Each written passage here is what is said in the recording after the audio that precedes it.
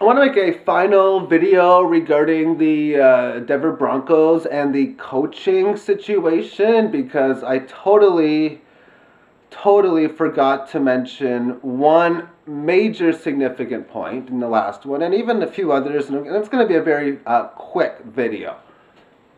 Therefore, I was thinking the day after I made that video, which would have been like, or the day of, what's today? Today's Monday. Yeah, I was thinking yesterday after I made the video that, you know what, it was a rough go with the lockout that was going on, and it's all fiat currency, financial related. It's the economic system's on the side of the bust anyway, so it's whatever. And this is the major detractor from it is you have a situation where it's all based on money, whatever.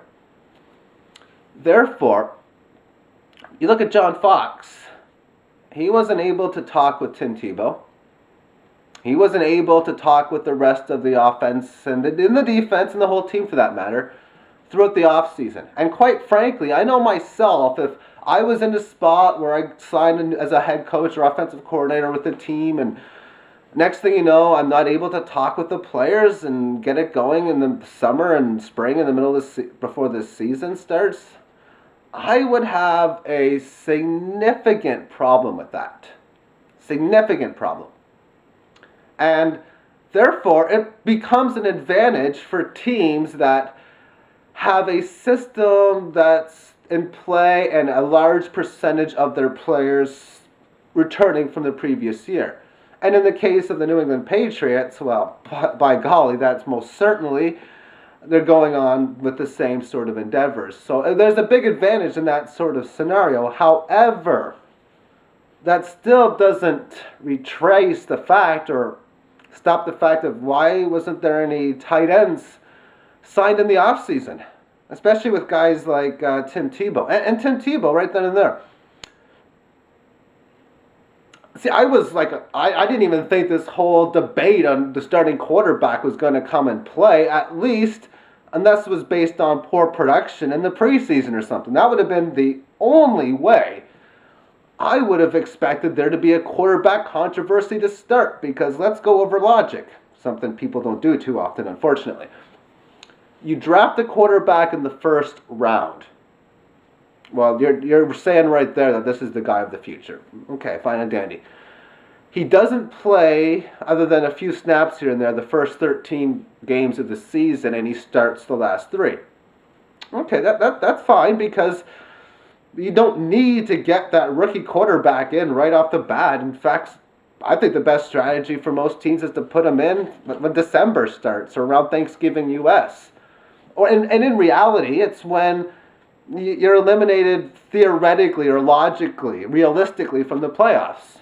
When you're like 1-6, you make the change. When you, 2-5, whatever, stuff like that. You just go ahead and you make the change to your other quarterback. I remember one time when Eli Manning got drafted, Kurt Warner was a starter, and they had a good record to start off, and boom, they put Eli Manning in, and I was thinking, that is wrong. I mean, let Eli go in when their season's done or Warner's playing like crap. Either or. Put him in. And that pretty much cost him the playoffs. And whatever. You don't expect much from a rookie at that stage. So, he got the 3 games in, and his stats and the way he played was quite impressive. In fact, he played much better last year than this year. Don't know what else to say about that, other than his numbers were better last year than this year. And yet, they never decided to start him at the start of the year. I mean, realistically, the only difference probably would have been a difference from maybe the 4th seed to the 3rd seed, which means instead of playing like a team like Pittsburgh, they might have played, well, maybe Cincinnati or something. And then instead of playing New England in the 2nd round, they would have played Baltimore and whatever. It all goes down to producing and executing. So I just wanted to say that. I know John Fox and the coaching staff had a huge disadvantage, but that's not a retracement for next year.